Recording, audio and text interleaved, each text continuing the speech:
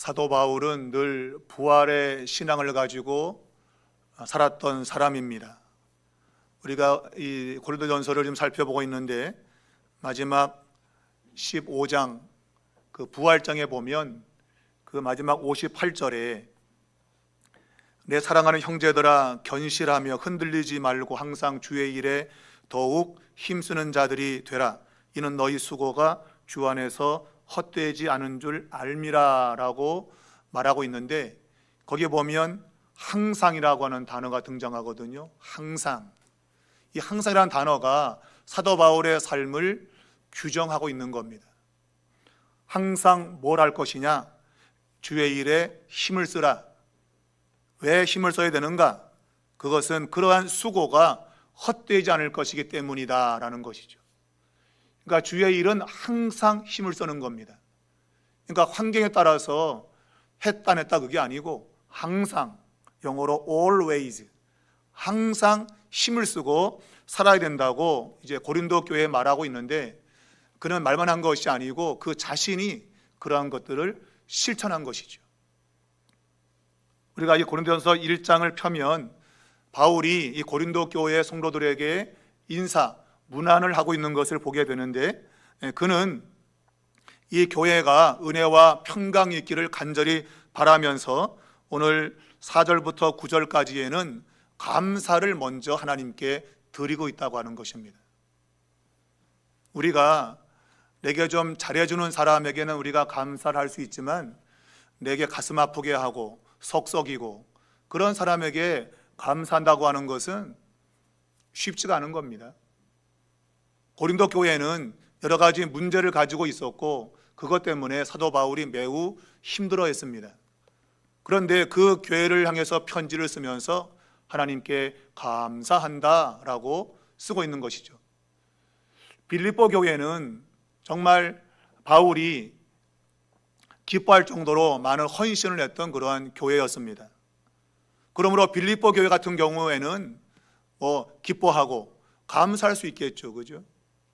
그런데 고린도 교회는 감사는커녕 승질 안 부리면 다행이고 정말 때리지 않으면 다행인데 하나님께 감사하고 있다. 왜 그런가? 바로 이 감사라고 하는 것이 하나님의 뜻이고 하나님의 일이기 때문입니다. 쉽게 대비하자면 감사는 하나님의 백성들이 하는 것이고 불평과 원망은 마귀에게 속한 사람들이 하는 거라 그 얘기예요. 하나님의 역사를 믿는다면 어떠한 상황에도 우리는 감사할 수 있어야 된다 그 얘기입니다. 왜? 하나님은 선하신 분이고 항상 선한 결과를 만들어내시기 때문에 그 과정 속에 좀 좋지 않은 것이 보인다 할지라도 감사해야 되는 것이죠. 왜? 마지막에 가면 항상 선한 결과가 오기 때문에. 그래서 바울은 오늘 본문에도 보게 되면 그가 4절에 항상 하나님께 감사한다. 항상 좋든 나쁘든 어떤 일을 상관하지 않고 하나님께 항상 감사한다.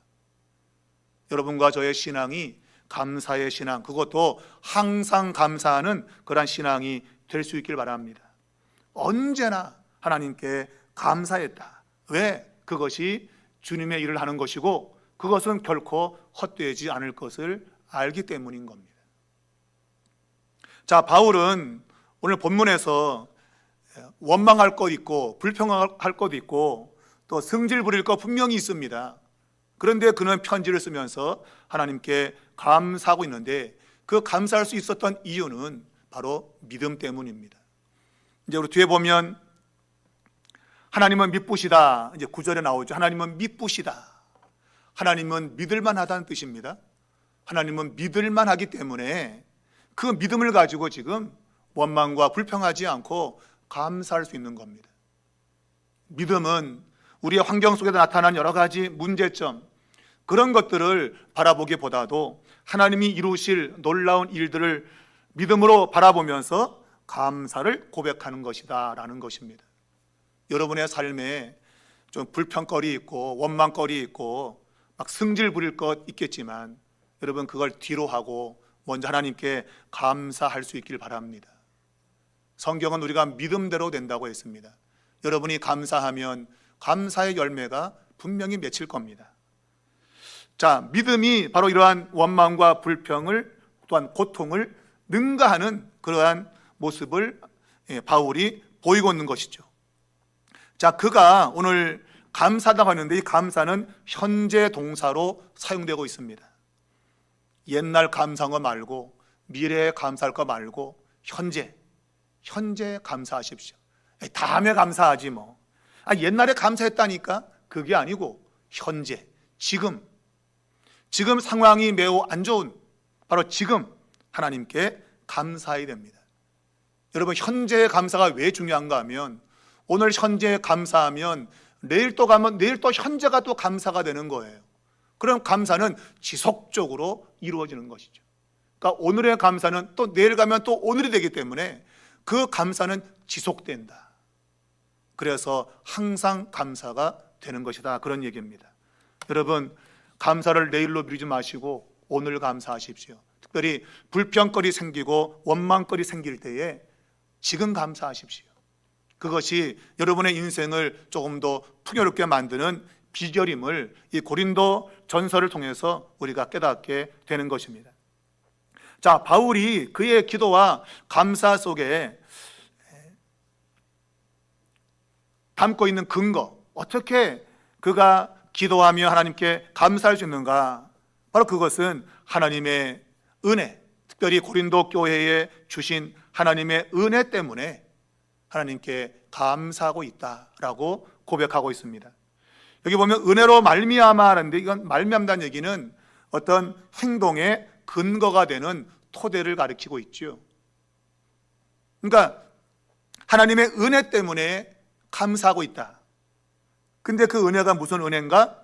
바로 고린도 교회에 주신, 우리말로는 능동으로 번역을 했다. 하나님께서 그냥 주신 걸로 표현되고 있지만 헬라어 본문에는 주어진이라는 수동태로 되어 있어요.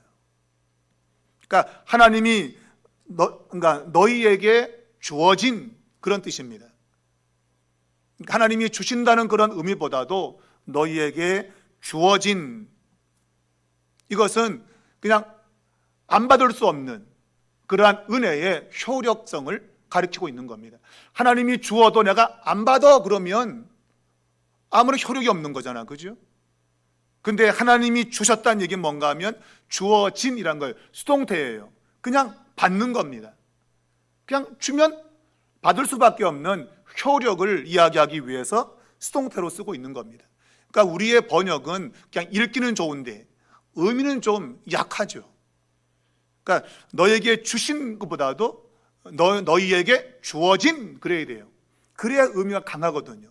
야, 이거 안 받을 수 없는 거구나. 어찌 보면 강제로 은혜가 주어지는 거구나 라는 그러한 해석이 가능한 것이죠. 하나님은 고린도 교회에 은혜를 주셨습니다. 그들은 그 은혜를 받을 수밖에 없었습니다.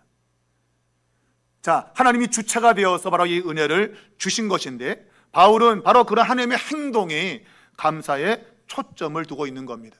그러니까 고린도 교회 교인들이 어떤 조건이나 어떤 상황이 괜찮아서 야, 니네 잘했다, 그런 것 때문에 감사한 것이 아니라 하나님의 행위에 초점을 두고 있는 겁니다. 하나님이 하신 것 때문에 감사한 것이지 고린도 교회가 뭘 잘해가지고 감사한 게 결코 아니에요. 말했지만 고린도 교회는 바울의 마음을 아프게 했던 그러한 교회였던 것입니다. 그런데 하나님이 그들에게 베푸신 그 은혜 때문에 하나님께 감사한다. 곧 하나님의 은혜로운 행동 때문에 감사하고 있고, 바로 이 하나님의 은혜로운 행동이 마지막까지 계속 이어질 것이다. 근데 현재는 상황이 좋지 않다 이거예요. 그러나 하나님이 주시는 그 은혜 때문에 고린도 교회는 마지막에 아주 좋은 교회로 서게 될 것이다, 그렇게 말하고 있습니다. 자, 오늘 4절을 보면 그리스도 예수 안에서 바로 이러한 은혜를 고린도 교회에 주셨다라고 말하고 있습니다. 그리스도 예수 안에서. 그러니까 바울의 핵심 뭔가 하면 그리스도 예수죠. 예수 안에서. 그리스도 안에서 이 모든 일이 발생한 겁니다. 그러니까 그리스도를 빼고 나면 시체말로 시체죠. 그리스도가 빠지면 안 되는 겁니다. 반드시 그리스도가 있어야 이러한 은혜의 역사가 일어난다고 하는 거예요. 그래서 우리가 10절까지 1절부터 10절까지 보면 자그마치 그리스도라는 단어가 10번 등장하고 있습니다. 10개의 구절에 마치 한 구절에 한 번씩 그리스도가 등장하듯이 아주 빈번하게 사용되고 있다고 하는 거예요. 그만큼 그리스도 예수라고 하는 이것은 믿는 사람의 신앙이 아주 핵심적인 겁니다. 그리스도가 빠지면 마치 안고 빠진 찐빵, 불 꺼진 항구, 테이프 없는 카세트, 그런 거죠. 그러니까 중요한 게 빠져버리는 거예요. 그래서 그는 계속 지금 그리스도 예수, 예수 그리스도, 주 예수 그리스도 이거를 계속 절마다 반복을 하고 있는 겁니다. 이 말은 모든 것이 그리스도 안에서 주어지고 받게 된다라는 겁니다. 그리스도가 없으면 하나님의 은혜도 우리에게 올 수가 없고 우리가 그걸 받을 수조차 없다, 그런 얘기입니다. 그래서 모든 것이 그 안에 있다라고 바울이 이야기를 하고 있습니다. 자, 그 안에 있다라고 하는 거, 이미 이것은 완전히 하나님의 구속이 이루어진, 우리가 죄에서 자유를 얻고 해방이 되어진 구속되어짐을 가리키고 있습니다. 그리스도 안에 있다고 한다면. 그러나 우리가 7절에 보면 그리스도의 나타나심을 기다리고 있다라고 말하죠. 이미 우리는 그리스도 안에서 자유를 얻은 겁니다. 죄에서 자유를 얻었고 죽음에서 자유를 얻은 겁니다. 더 이상 사망이 우리를 이기지 못하게 돼 있어요. 그런데 7절에 보면 그리스도의 나타나심, 곧 주님의 재림을 기다리고 있다고 말하고 있어요. 이것이 우리의 신앙의 현 주소입니다. 여러분과 저는 이미 구원을 받았어요. 여러분과 저는 더 이상 사망이 역사하지 못해요. 그러나 마지막 최종적으로 주님의 재림을 기다리고 있는 겁니다. 그러니까 이게 긴장 관계인 거죠. 내가 이미 이루었지만 아직 이루지 않은 거예요. 우리는 이 사이에 있는 겁니다. 그런 이 사이에서 갖가지 긴장 상태가 벌어지는 거죠. 때로는 죄를 짓기도 하고 그것 때문에 회개하기도 하고 이런 것들이 계속 긴장 안에서 이루어지는 겁니다. 그러나 때로 우리가 죄를 짓기도 하고 넘어지기도 하고 실패하기도 하지만 하나님의 은혜가 우리들을 마지막 주님이 재림이 이루어질 때 그때 우리를 완전한 모습으로 세워주신다라고 지금 바울이 말하고 있는 겁니다. 그러니까 그 과정은 여러 가지 굴곡지겠죠. 좋은 일, 나쁜 일, 험한 일, 순탄한 일, 그런데 계속 나타날 겁니다. 그러나 이미 이루어진 그것을 최종적으로 우리 하나님께서 그리스도 예수 안에서 은혜로 완전하게 이루실 거다. 이게 바울이 고린도 교회를 바라보는 시각이었단 말입니다. 지금 이 교회는 형편없는 교회입니다, 여러분. 형편이 없어. 근데 바울은 그걸 보지 않고 하나님이 그 교회를 다루시고 이루실 것들을 믿음으로 바라보고 있는 겁니다. 그래서 감사가 나오는 거예요. 여러분, 때로는 자식들이 마음에 안 들고 하더라도 하나님 감사합니다. 감사하셔야 돼요. 왜? 하나님이 행하실 그 은혜의 역사가 나의 사랑하는 자녀들, 아니 내가 아는 사람들을 굳건하게 세울 것이기 때문입니다. 그것이 우리가 가지고 있는 믿음이라는 거예요. 여러분과 저는 어쨌든 긴장 관계 속에 살고 있습니다. 끊임없이 우리는 죄를 짓는 모습이 있고 때로는 우리는 실제로 죽을 겁니다. 그러나 우리는 죽음은 더 이상 우리를 강제하지 못해요. 우리는 새로운 생명으로 다시 살 것이기 때문입니다. 자, 지금 그리스도와 또 그분이 주시는 선물을 고린도 교회는 경험했습니다. 그러나 완전한 구속이 이루어질 때까지는 긴장 관계를 지나야 되고 그리고 그 마지막에 받는 은혜는 훨씬 더 크다고 하는 겁니다. 지금도 은혜를 받고 있지만 마지막 최종적으로 받을 은혜는 말할 수 없는 은혜가 될 것이다. 그래서 하나님의 이 선물은 충만함을 바울이 강조하고 있습니다. 자, 바울이 구체적으로 보면 고린도 교회에 행하신 하나님의 은혜는 도대체 무엇이었는가? 그게 이제 감사의 이유 아니겠습니까? 이런 것 때문에 감사한데, 그럼 도대체 어떤 것이냐 하는 걸 5절 이하에서 밝히고 있습니다. 자, 바울은 고린도 교회에 행하신 하나님의 모든 행사, 그 가운데 5절을 보면 너희가 그 안에서 모든 일이라고 말했어요. 모든 일에 풍족하다. 자, 이 모든 일에 하면서 이제 곧 모든 언변과 모든 지식에 풍족하다라고 설명을 하고 있습니다. 자, 이 모든 일이라고 하는 것은 모든 종류, 모든 형태의 일, 특별히 그들이 말하는 것, 또한 그들이 뭔가 알고 있는 것, 이것 때문에 하나님께 감사하다 그랬어요. 풍족하다고 말했습니다. 그러나 실제로 풍족하지 않은 부분이 생긴 거죠. 분명히 풍족한 그러한 역사를 하나님이 이루시기를 원하시고 은혜를 주었는데, 그들이 풍족한 모습을 지금 드러내지 못하고 있다는 겁니다. 그러나 하나님이 바로 이 풍족하게 행하실 것을 바울이 바라보고 있는 것이죠. 자, 우리말로 이 풍족하다라는 단어는 이건 역시도 그냥 외형적으로는 능동태로 보이죠, 그죠? 아, 내가 풍족하구나. 근데 이건 역시도 수동태입니다. 그러니까 풍족하게 되어진 겁니다. 하나님이 풍족하게 만드신다, 그런 얘기예요. 근데 지금 이 고린도 교회는 지금 그렇지 않은 상황입니다. 은혜를 참 많이 주었는데 지금 거기에 합당하지 않게 행동을 하고 있는 것이죠. 그 은혜가 모자라서가 아니라 그들이 뭔가 분명한 그러한 진리를 알지 못하기 때문에 적절하게 행동하지 않고 있는 그러한 상황을 이야기를 하고 있는 겁니다. 하나님이 주신 그 선물을 그들은 자기를 과시하는 것으로 사용을 했어요. 자기를 드러내고 싶어서, 또한 경쟁적으로 남과 다투고 분열하고, 그러한 태도와 잘못된 남용, 좋은 것도 막 쓰면 남용이 되죠, 그죠? 약 좋다고 오용이야 남용이야, 하여튼 약 좋다고 남용 말자. 좋은 약도 막 쓰면 잘못되는 것이죠. 은혜의 선물을 잘못 쓰게 되어지면 그게 잘못된 결과를 가져온다고 하는 것입니다. 그것을 지금 바울은 지금 고린도 교회에게 이야기를 하고 있는 거예요. 그러니까 이 감사라고 하는 것이 무엇과 연결되어 있는가 하면, 지금 이 고린도 교회가 그리스도 안에서 그들이 받은 것을 어떻게 사용하는가, 거기에 감사가 관련되어 있는 겁니다.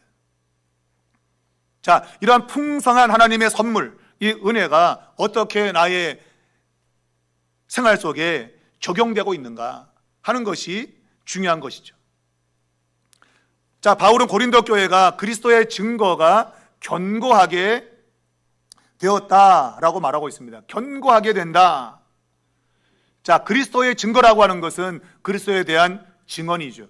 그리스도가 어떤 분이다, 그분이 십자가에 행하신 일이 뭐다 라고 하는 것, 그분이 베푸신 은혜가 뭔지에 대한 설명을 이야기할 겁니다. 근데 그러한 그리스도에 대한 증거가 견고하다, 이 말의 뜻은 확증되었다, 그런 얘기입니다. 확고하다, 그런 얘기입니다. 그러니까 어떤 것을 이야기했는데 그게 맞다, 그 얘기죠. 그게 거짓이 아니다, 그 얘기예요. 그러니까 고린도 교회에 주신 그 은혜 속에는 바로 그리스도에 대한 증언이 들어있는데, 바로 그 증언이 옳다라고 하는 것을 말하는 겁니다. 곧 그 말은 믿을만하다, 그 얘기예요. 쉽게 말하면 인정, 그런 얘기죠. 아, 그거 진짜야, 맞아, 그런 얘기입니다.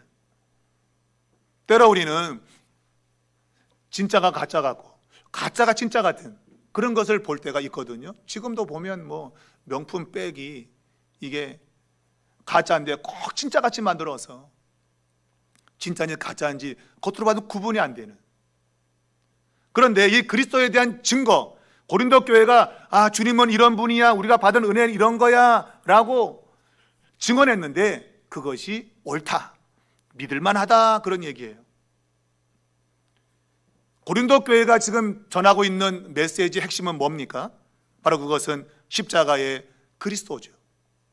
하나님의 아들이 인간을 구원하기 위해서 십자가에서 죽으시고 부활하신 것, 그것이 고린도 교회가 그리스도에 대해서 증언하고 있는 겁니다. 근데 그것이 옳다라고 인정을 받고 있는 거죠. 그러니까 다른 사람들에게 그것을 인정을 받는다, 그런 얘기입니다. 그러니까 우리가 믿고 있는 이 믿음의 도가 잘못된 것이 아니라 이거예요. 확실히 옳은 거다. 쉽게 말하면 재판정에서 누가 어떤 사건을 보고 이제 증언을 하는데 그 증언이 맞다, 그런 거랑 같은 거예요. 거짓말로 증언한 게 아니고 진짜 본 것을 증언한 것이죠. 그러니까 고린도 교회는 바로 이 예수님의 십자가의 죽으심과 부활에 대한 증언이 그들의 삶을 보니까 옳다, 맞다라고 인정을 받는다, 그 얘기예요. 내가 말하는 것을 내 삶으로 증명하지 않으면 그의 말은 거짓말이죠. 어떤 사람이 쉽게 말하면 현대차를 광고하면서 현대차는 최고로 좋습니다, 광고하면서 자기는 벤츠를 타면 그가 말하는 건 거짓말이죠. 가장 좋은 차를 안 타고 딴 걸 타면 그 차보다 그 딴 게 훨씬 더 좋다는 게 되죠. 내가 말한 거에 대해서 내가 행동으로 그걸 증명해야 되는데 그거 안 된 거라 그 얘기예요. 고린도 교회는 이 십자가의 메시지, 하나님의 아들 예수가 십자가에서 죽으시고 부활함으로 인간에게 구원을 주었다라는 이 메시지에 부합하게 그들이 살았다, 그런 얘기예요. 그러니까 얼마나 이것이 하나님의 은혜인가라는 것을 바울이 이야기를 하고 있는 겁니다. 그런데 문제는 뭔가 하면 그들이 그렇게 하지만 그들의 잘못된 오해가 있어서 바로 그것이 이제 이 고린도 교회의 문제점으로 나타나는 것이죠. 그러한 삶의 부분이 공동체 전체에서 나타나야 되는데 이게 한 부분에만 그런 것이 나타난 거죠. 우리만 옳다라고 하는 것이 드러난 거예요. 우리만 옳다, 그리고 니넨 틀렸다라고 하는 것이 고린도 교회 안에 있었던 겁니다. 모두가 다 그런 방식으로 살 수 있는 건데, 그런데 어떤 사람은 아니야, 우리만 옳아 라는 그런 주장이 있었던 거예요. 그게 고린도 교회의 가장 큰 문제점이었던 겁니다. 그러니까 그리스도 이 십자가의 메시지는 모든 사람이 받을 만한 것이고 모든 사람이 누릴 수 있는 것인데, 아니야, 이건 우리만 누릴 수 있는 거야 라고 한정을 지었다는 거예요. 그것이 고린도 교회의 문제점이었던 겁니다. 그래서 이 그리스도의 십자가의 사건은 사람을 변화시키는 놀라운 능력의 사건인데, 그것이 어느 부분적인 소그룹에만 해당돼서는 안 된다는 겁니다. 그런데 그것을 고린도 교회의 어느 특정한 사람들은 자신들만 그것을 가지고 있다고 그렇게 주장을 했던 것이죠.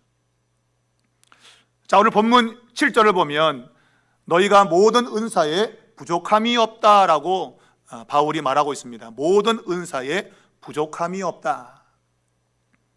우리말로 부족함이라 하면 말 그대로 뭔가가 모자란 것이죠. 그러니까 결핍되었다, 그런 의미를 가지고 있는데, 그러나 실제로 이 의미는 헬라 본문을 보게 되면 부족하다는 그런 의미보다도 뭔가에 뒤처진 그런 의미를 갖고 있습니다. 어느 수준까지 같이 나가야 되는데 뒤처진 거죠. 곧 하나님의 은혜가 이렇게 부어졌는데 그 은혜에 뒤처진 삶, 그러니까 은혜에 합당하지 않는 삶, 그걸 말하는 겁니다. 고린도 교회는 이러한 은혜에 걸맞게 잘 왔던 것이죠.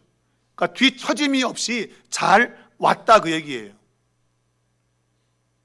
그런데 지금 교회 안에 뒤처지는 모습이 나타나기 시작한 것이죠. 그 문제를 지금 바울이 이제 이 편지에서 드러내고 있는 겁니다. 그러니까 고린도 교회에 주신 하나님의 선물, 영적인 그러한 은사들, 그런 것들이 충만했고, 그래서 은사에 조금 더 뒤처지지 않는 그러한 삶을 그들이 살았던 거예요. 그런데 그들이 점점점 뒤처지기 시작했다. 그러면서 이제 이 편지를 통해서 다시금 그들이 뒤처지지 않도록 바울이 바로 잡아주고 있는 겁니다. 자, 우리가 이 은혜 안에서 뒤처지지 않고 뭔가를 하게 되어지면 때로는 자기 만족, 그래 이 정도면 됐어 라는 그러한 생각이 들죠. 그 낙관주의, 그래 잘 될 거야, 그런 생각이 들 수 있는데, 그런데 고린도 교회는 그러한 잘못된 낙관주의를 떨쳐버리고 자기 만족을 고치고 여전히 완전을 향해서 달려나가는 그런 모습을 가져야 된다 라고 지금 이야기를 하고 있는 겁니다. 자, 너희가 모든 은사에 부족함이 없이 우리 주 예수 그리스도의 나타나심을 기다리고 있다. 지금도 그들이 뒤처지지 않았는데, 그런데 앞으로 나타나실 예수 그리스도를 맞이하는 그날까지 조금도 경계를 늦추지 않고 긴장하면서 달려간다 라는 것입니다. 그러나 실제로 아까 말했지만 고린도 교회는 지금 뭔가 이상 징후가 보였던 겁니다. 그런데 바울은 하나님이 행하실 것들을 바라보고 마지막 주님이 나타나실 때까지 긴장하지 않고 달려갈 이 고린도 교회를 바라보고 있는 겁니다. 현재는 그렇지 않은데, 근데 그러한 교회를 바라보고 있는 거죠. 그러니까 낙관하지 않고 깨어있는 그런 교회가 될 것을 바라보고 있는 겁니다. 여러분, 이러한 시각은 매우 중요한 시각입니다. 근데 대부분의 사람들은 이런 눈이 별로 없어요. 현재만 바라보고 안 되는 것 때문에 마음 상하고 안 되는 것 때문에 승질 부리고 대부분 그러지, 하나님이 이걸 넘어서서 완전한 것을 이루실 것을 바라보는 그러한 믿음이 별로 있지 않아요. 그래서 매일매일 우린 끌탕을 해요. 끌탕. 되냐 안 되냐, 했냐 못 했냐, 여기에 끌탕을 해, 끌탕을. 근데 바울은 그의 편지 서두에서 하나님이 행하실 것들을 바라보고 감사를 하고 있는 것이, 감사. 현재 감사할 조건이 아닙니다. 그런데 감사를 고백하고 있다.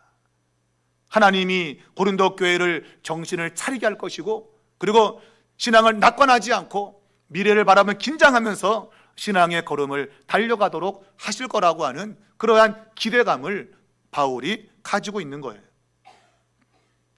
그래서 우리 믿는 사람들은 내 힘과 내 능력으로 되는 게 아니에요. 하나님의 은혜로 가는 겁니다. 결국은 하나님의 은혜로. 그래서 칼빈의 5대 교리 가운데 그 마지막 성도의 견인, 그러니까 성도의 견인은 뭔가 하면 하나님이 끝까지 인내하면서 그분의 뜻을 이루어 가신다는 거예요.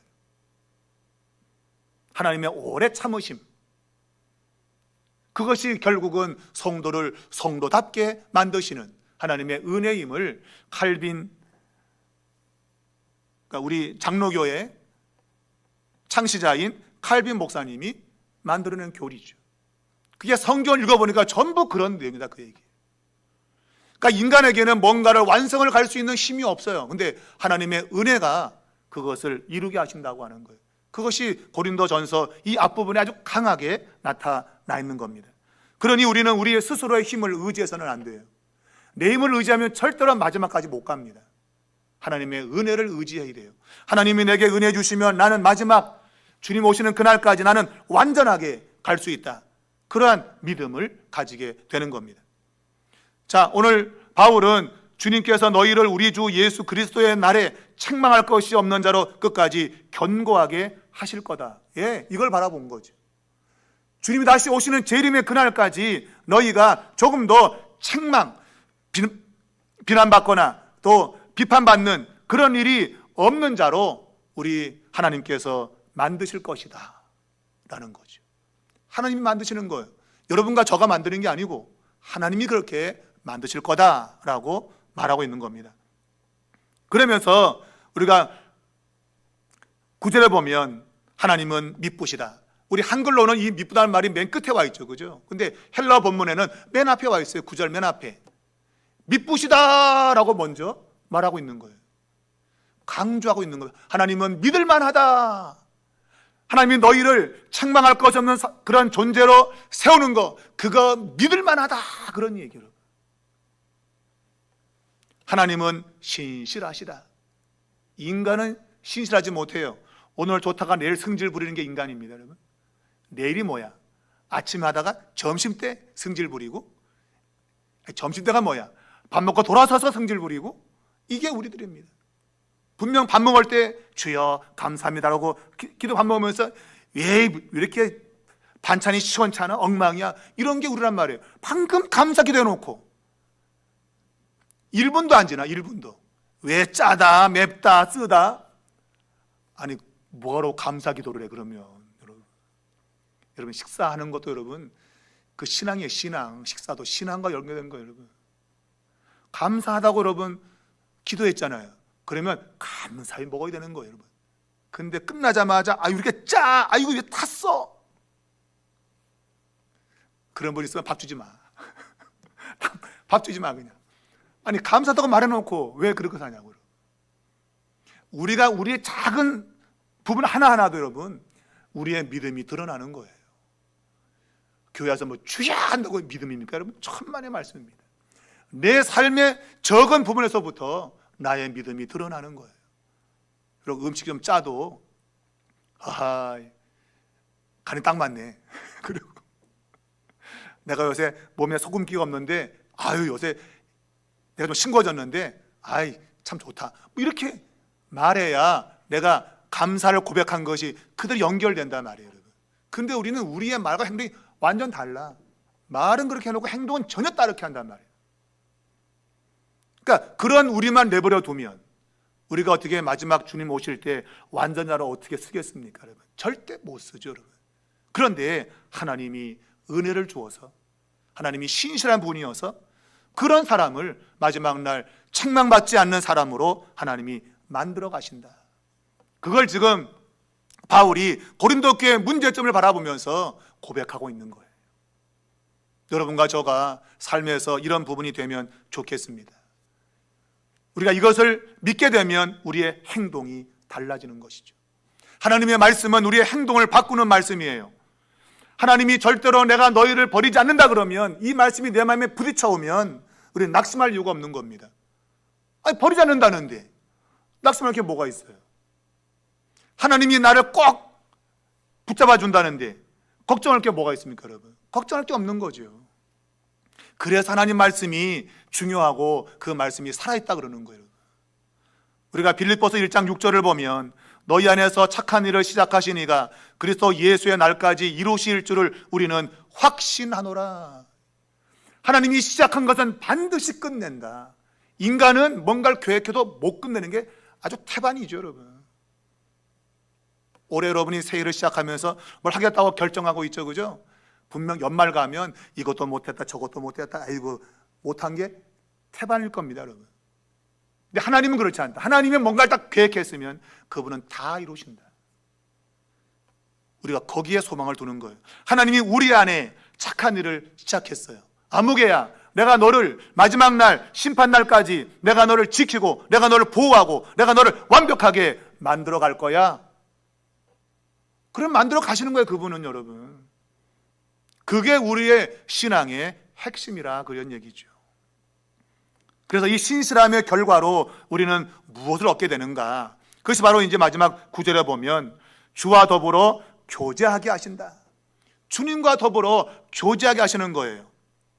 단순히 우리가 교제라고 하는 것은 그냥 만남을 말하는데 여기서 말하는 그런 만남을 말하는 게 아닙니다. 여기서 교제라고 하는 것은 하나님의 아들이 누리는 모든 것을 내 것으로 그대로 누리는 것을 가리키고 있어요. 그 일에 참여하는 겁니다. 우리가 주식회사에서 주식을 발행하면 우리가 그 주식을 사잖아 그죠? 주식을 사면 그 회사가 가지고 있는 모든 걸 같이 하는 겁니다. 우리가 이제 공동 주주라 그러죠. 나도 그 회사의 지분을 가지게 되는 거예요. 거기에 내가 내 권리를 행사할 수 있는 거죠. 그게 주식을 가지고 있는 거거든요. 그래서 교제한다는 얘기는 단순히 예수님과 만난다는 의미가 아니고 그분이 가지고 있는 모든 것을 나의 것으로 똑같이 누린다는 의미예요. 여러분 얼마나 축복입니까? 예수 그리스도는 하나님의 아들이시잖아요. 그분은 온 만물을 다 가지신 분이잖아요. 근데 그분이 가진 걸 우리가 똑같이 마지막 날 공유 함께 누린다고 말하고 있는 거예요. 그리고 이 교제는 그러한 것을 함께 누릴 사람이 함께 이 땅에서 교제하는 것이죠. 이 땅에서 교제하다가 마지막 천국에 가면 영원토록 함께 교제하는 것이죠. 바로 이 교제가 이 앞부분에 나온 이유는 바로 고린도 교회 안에 이 교제가 깨진 겁니다. 너는 너, 나는 나, 갈 길이 따로 있구나. 너 갈 때 순종도 아니고. 너는 너, 나는 나가 아니라는 거죠. 예수 그리스도를 믿으면 너와 나는 함께 교제하는 것이다. 함께 모든 걸 공유한다. 그걸 지금 앞에서 선언하고 있는 겁니다. 그런데 고린도 교회는 지금 그게 안 되고 있는 거예요. 너는 너, 나는 나라 이거죠. 특별히 성찬식을 행하게 될 때 부자들이 먼저 자기들이 먹어쳐 버린 거예요. 가난한 자가 오기 전에 먼저 배고프다고 먼저 먹어쳐 버린 거죠. 그거 안 된다 이거예요. 같이 먹어야지. 왜 먼저 먹냐? 이 성찬은 그리스도와 함께 더불어 함께 공유하는 것인데 너네가 먼저 먹으면 되냐? 안 된다는 거예요, 여러분. 여러분 식사할 때 먼저 하지 마시고 같이 식사하시라. 같이. 나중에 오는 사람 나중에 먹어라. 그거 말고 같이 먹자. 그게 여러분 어째 아무것도 아닌 것 같지만 이게 공동체에서 굉장히 중요한 겁니다. 가정이 깨어져 가는 이유가 뭔가 하면 밥을 같이 안 먹기 때문이에요.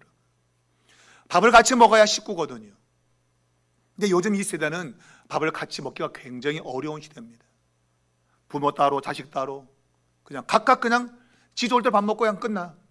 그러니 가정이 결속이 안 되는 거예요. 같이 밥을 먹을 때에 거기서 인심도 나고 정도 나고. 근데 밥을 같이 안 먹으니까. 여러분 교회에서 식사할 때 식사 같이 하시기 바랍니다.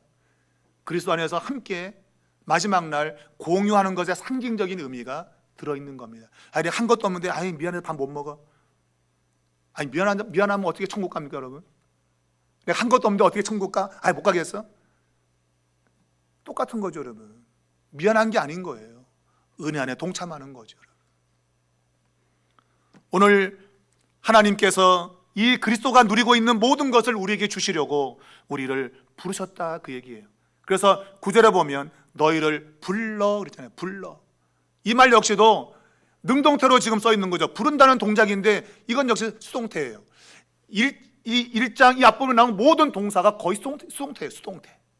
그러니까 고린도 교회가 한 게 아니고 하나님이 행해서 그대로 수동적으로 이루어진 것을 강조하고 있는 겁니다.